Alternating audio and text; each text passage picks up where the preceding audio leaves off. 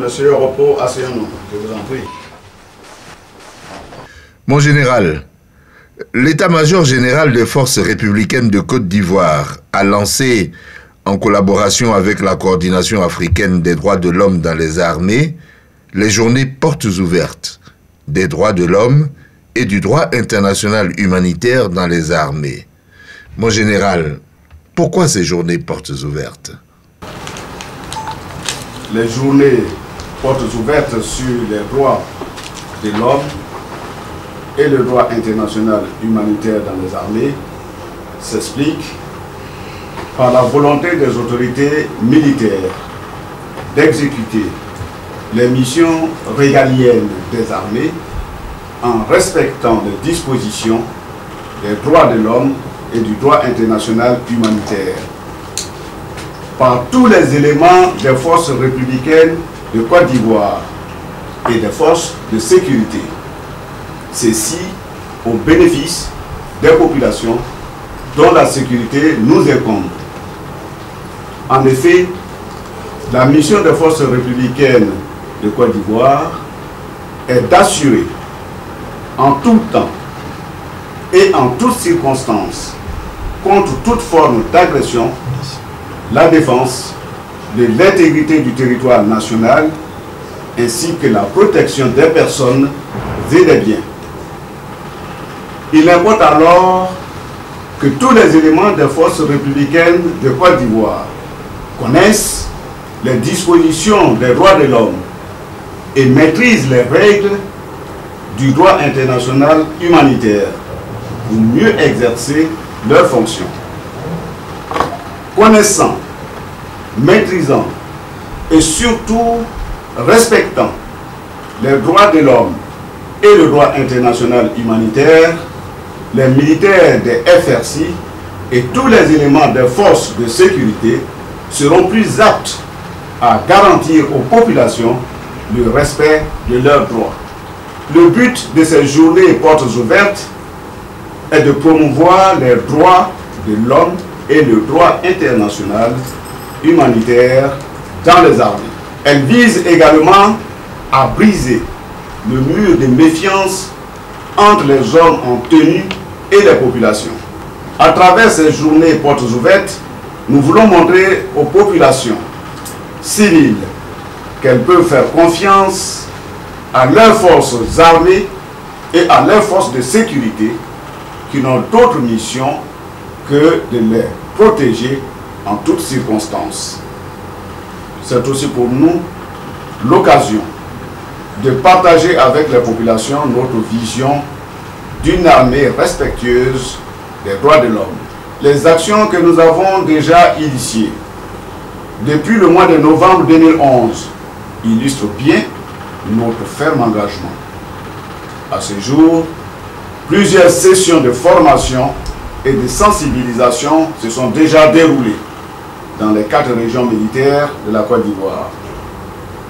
Ces journées portes ouvertes sont de notre point de vue le socle indispensable offert aux forces armées, aux forces de sécurité, mais également aux populations civiles pour se conformer aux exigences de la cohésion nationale, garant d'une année électorale 2015 dans la paix et sans violation des droits de l'homme.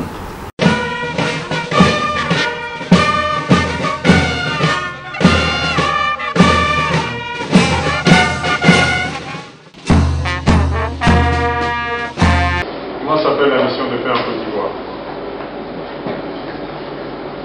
La mission de paix en Côte d'Ivoire s'appelle l'ONUCI. Et au Mali? Au Mali, MINUSMA. D'accord. Pourquoi est-ce que l'ONUCI est là aujourd'hui en Côte d'Ivoire? Avant de parler du Mali. Pourquoi est-ce qu'on est là? Oui? à cause de la crise. À cause de la crise. Ah, Mais les crises peuvent être gérées par les Ivoiriens eux-mêmes, non? Il faut développer un peu là, ça ne suffit pas la crise, parce qu'il y a des crises dans tous les pays, mais il n'y a pas de mission de paix dans tous les pays. Oui? L'ONUCI est là pour maintenir la paix. Maintenir la paix? À cause du droit de l'homme. Pas le droit de l'homme.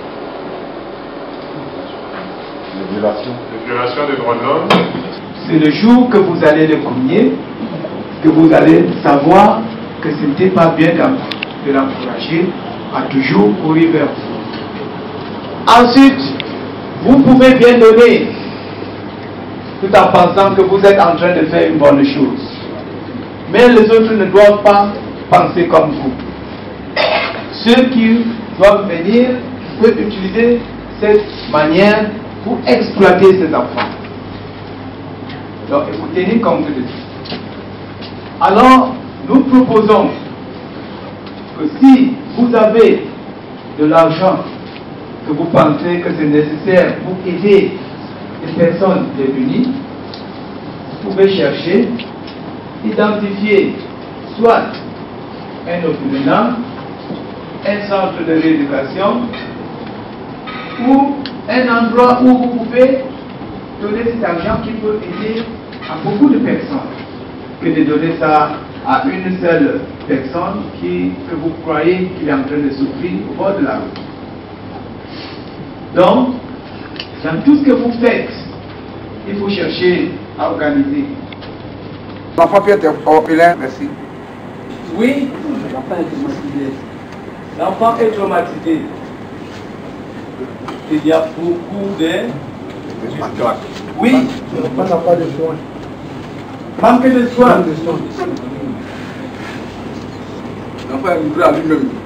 L'enfant est livré à lui-même. Manque de nourriture. Pour la croissance. Déplacement forcé de l'enfant. Déplacement forcé. Les risques posés sur l'enfant. Comme quoi, par exemple? Bon, négligence. La négligence? Oui. Bien. Il y a les épidémies. Les épidémies? Il y a les enfants qu'on a qui posent dans des conflits armés pour devenir des enfants soldats. Les enfants soldats.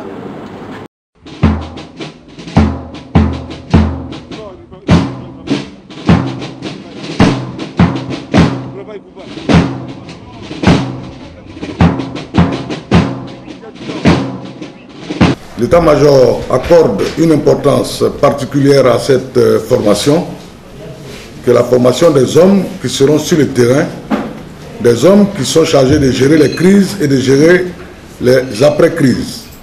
La Côte d'Ivoire revient de loin et dans ce qui s'est passé pendant les événements, il y a sans doute eu des abus. Et c'est justement pour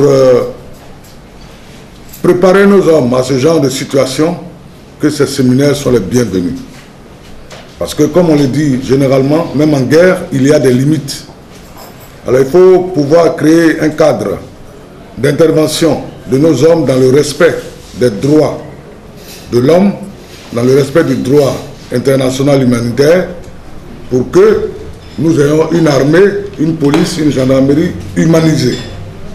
C'est un honneur et un plaisir pour moi d'être avec vous.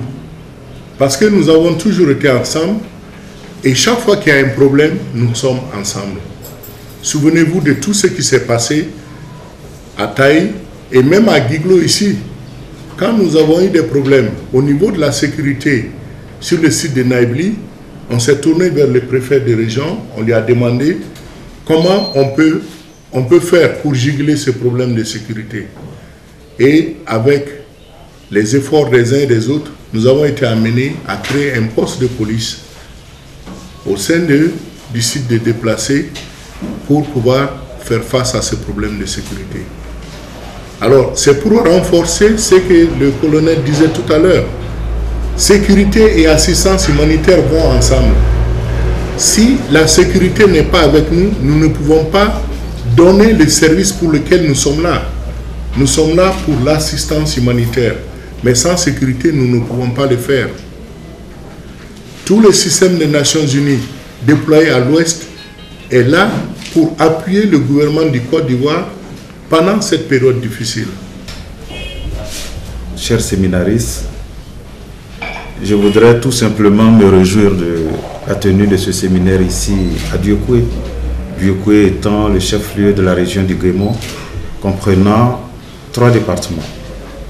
Donc c'est les autorités administratives de cette région et les officiers issus de ces 3 départements qui se retrouvent au cours de cet atelier, cela pendant 3 jours, pour revisiter pour certains les anciennes connaissances, parce que je suis persuadé que quand je regarde les officiers qui sont là, beaucoup ont déjà fait des ateliers sur le droit international humanitaire et sur les autres modules qui seront développés.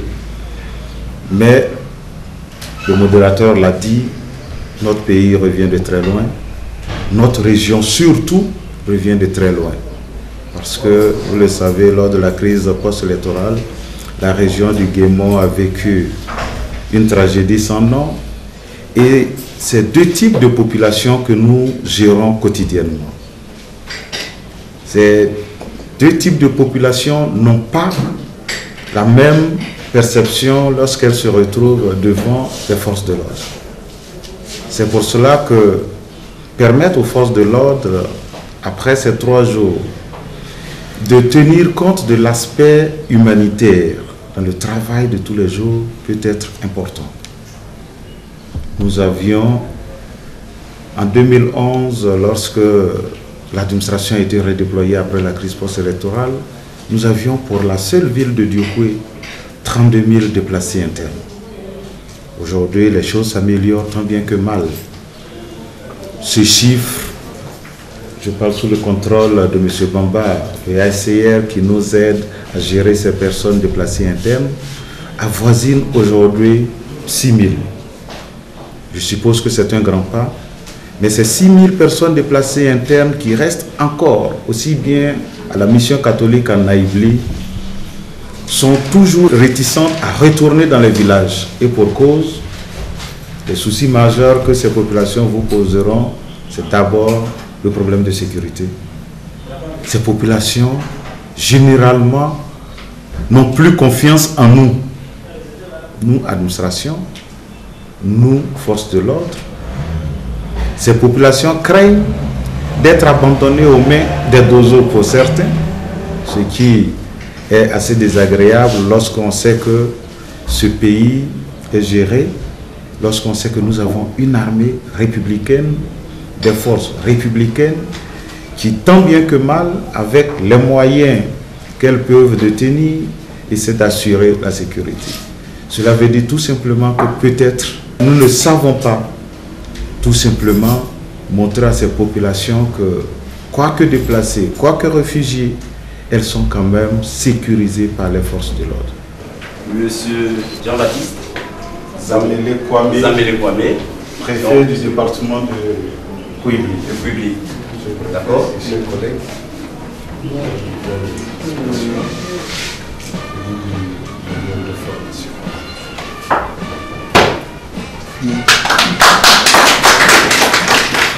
Bien. Merci la dame. Au nom des services sécuritaires, je dois vous remercier pour cette communication et félicitations.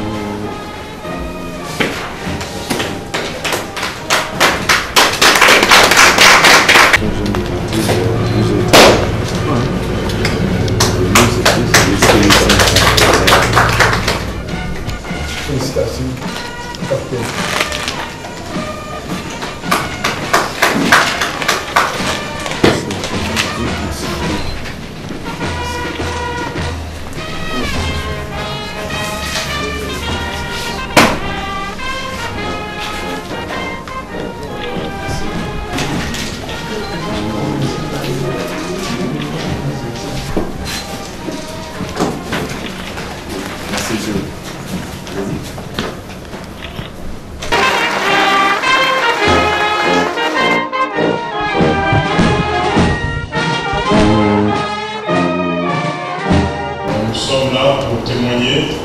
Depuis que ces formations ont été menées, des progrès ont été accomplis. Et pour ne citer que le cas des violences sexuelles qui venait d'être cité par mon prédécesseur, Je voudrais juste signaler que, en ce qui concerne les violences sexuelles, entre 2011 et 2012, les cas rapportés sont passés de 343 à 133 cas. C'est un progrès énorme, significatif. Il y a encore évidemment beaucoup de cas, beaucoup trop. Même un seul, ce serait trop. Mais cela signifie que nous sommes sur la bonne direction. Et dans les autres domaines, sur base des rapports au niveau par exemple de la division des droits de l'homme, où nous avons des moniteurs un peu partout à travers le pays, nous constatons également un net progrès et je tenais à vous en féliciter. L'état-major général soutient toutes les actions visant au renforcement des capacités en matière des droits de l'homme et des droits internationaux humanitaires. Font partie des fondamentaux d'une armée qui se veut moderne et respectueuse des standards internationaux. Les forces républicaines de Côte d'Ivoire sont engagées dans un vaste mouvement de reconstruction et de retour à la normale après la grave crise post-électorale de 2011. J'exprime toute ma reconnaissance pour leur précieuse contribution à la formation des FRC. Pour marquer cette reconnaissance, je vais vous délivrer les présentes attestations de reconnaissance, non seulement pour saluer tous vos efforts, mais pour que chacun se souvienne de l'importance que nous accordons à cette œuvre inestimable et combien humanitaire. Je vous remercie. C'est avec grand plaisir que je remets à l'opération des Nations Unies en Côte d'Ivoire, droits de l'homme, Bonusi DDH, la présente attestation de reconnaissance.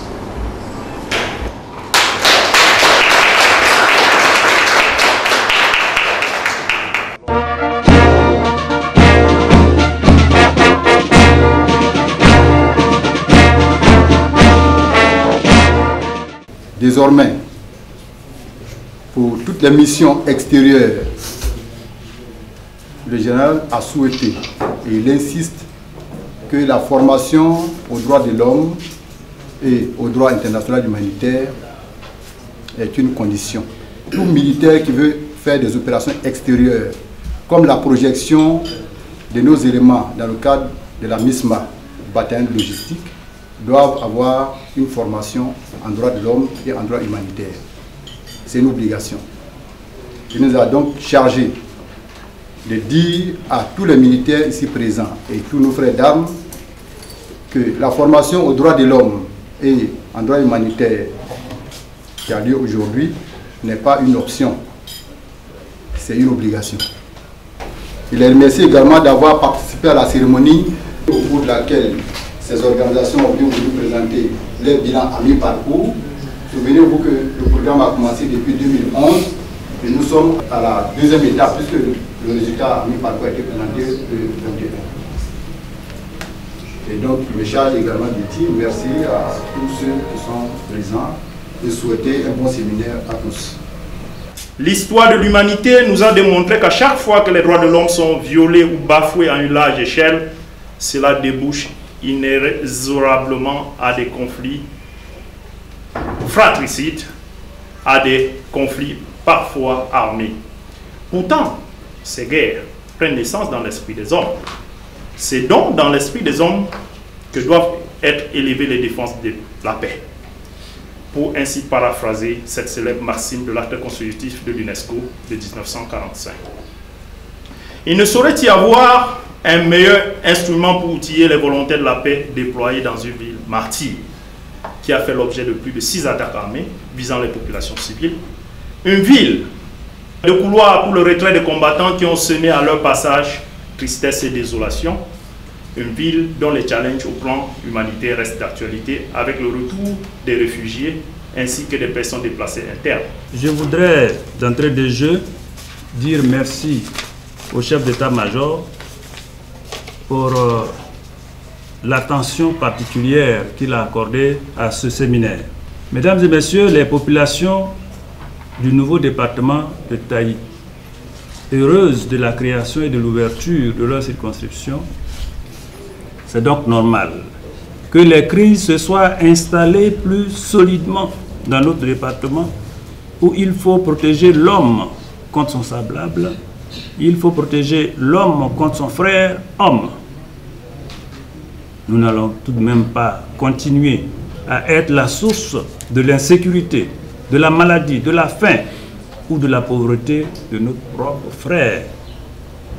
Il faut se rendre à l'évidence que les autres aussi ont des droits.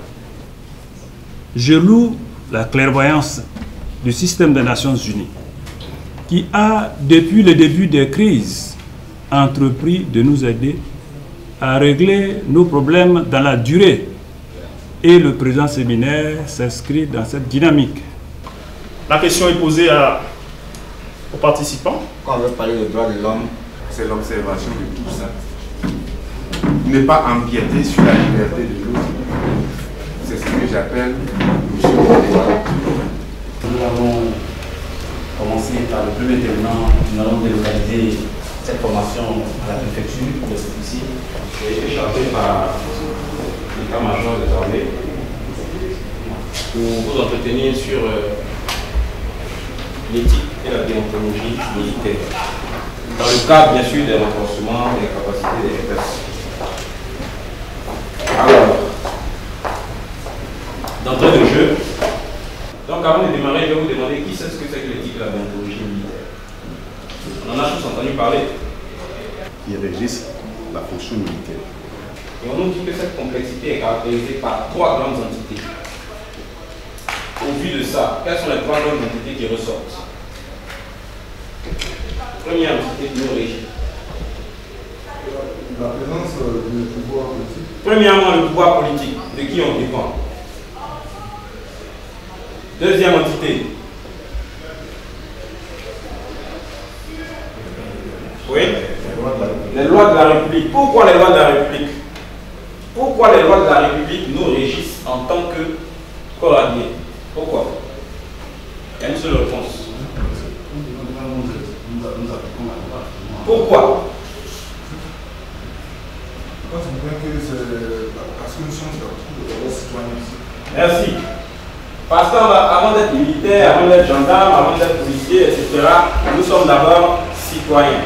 C'est pourquoi nous sommes soumis aux lois de la République. C'est nous-mêmes qui nous créons problème. Nous, on est strict sur les taximètres ou bien sur les chauffeurs de Baka. Or, nous-mêmes, nos véhicules qui sont à la maison, il n'y a pas de pièces.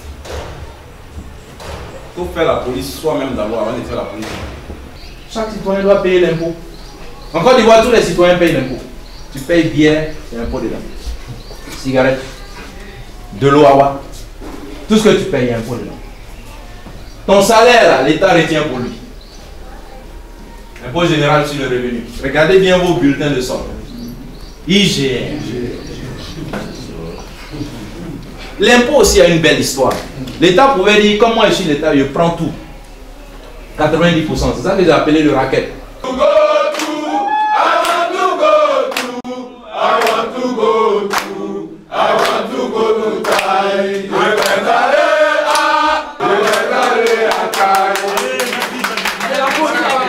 Vous n'êtes pas d'accord, mais là, on ne sait jamais l'état sérologique de l'autre. Ma fille va d'abord à l'hôpital, après tu reviens, on discute, on fait palabre après. Ok? C'est ça vraiment le rôle des acteurs, c'est un peu les messages de cette formation. Merci beaucoup. Merci.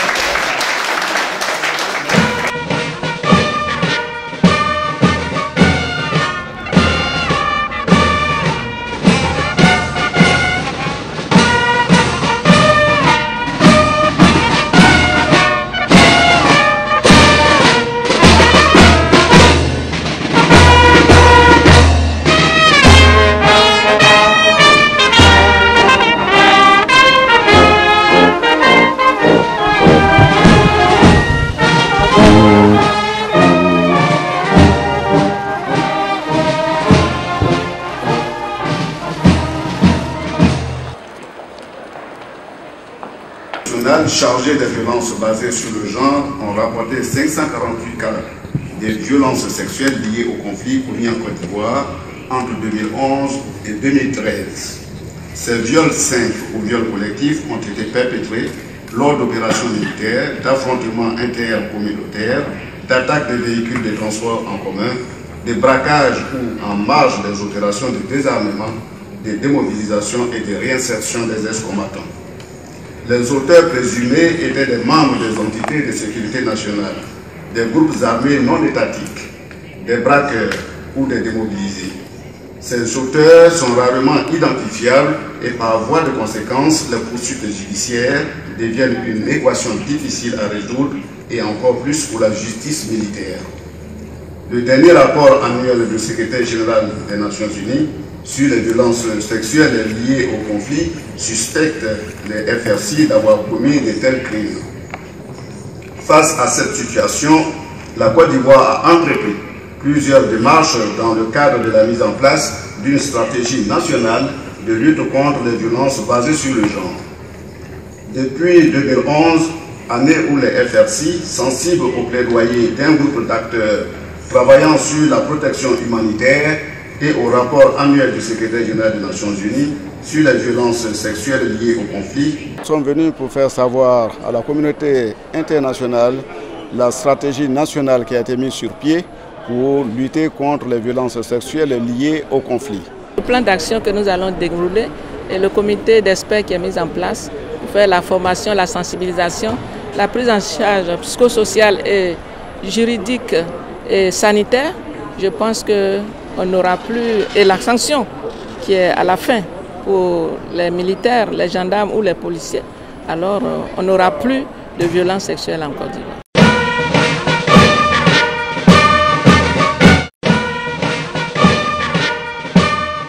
C'est pas comment est-ce qu'on gère une situation pareille.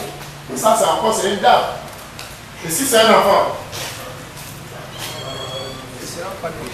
il sera paniqué. Ensuite, pardon, il ne sera pas épanoui, d'accord. Mais en général, il sera traumatisé.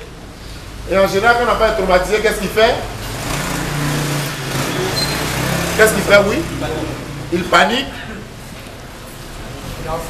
Il est affolé. Non, pas forcément. Il s'embrouille.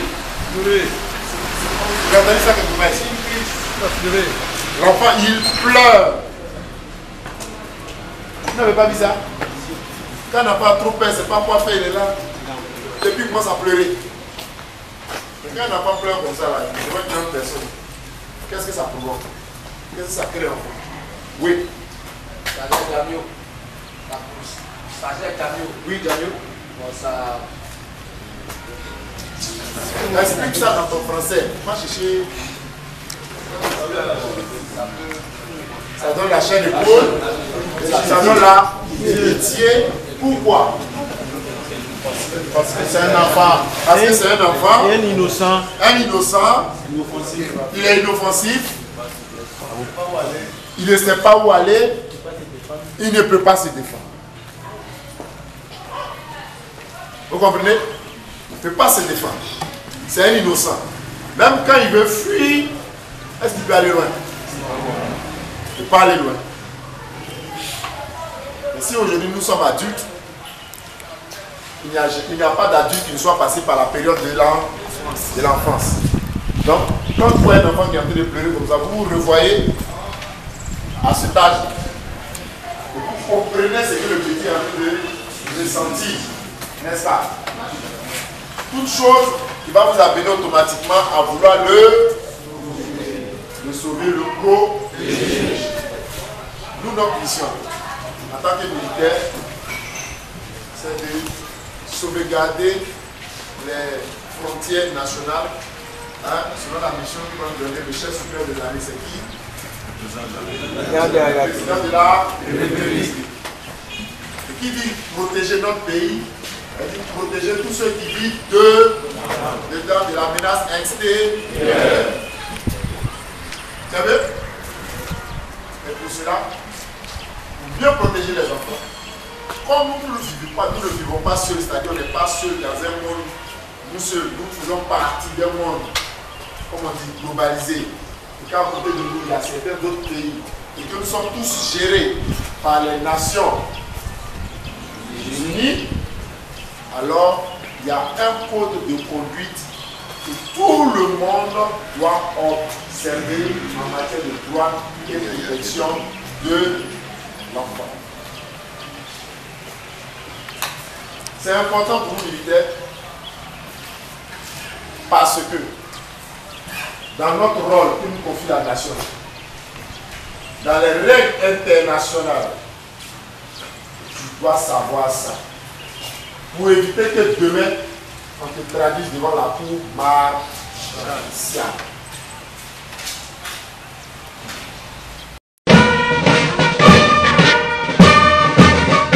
Pour définir la protection, à la différence de vous, les militaires, la protection chez vous c'est physique.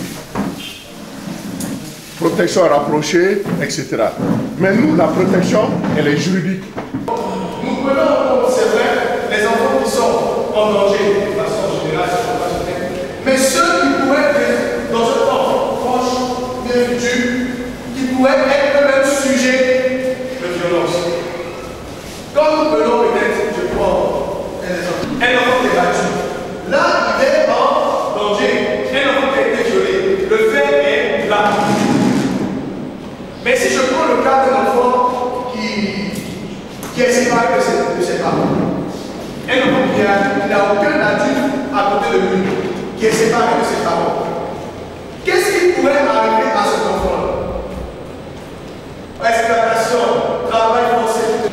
Donc le premier point, action humanitaire. Une définition très simple de l'action humanitaire, c'est de dire que c'est une action qui vise à soulager des vies.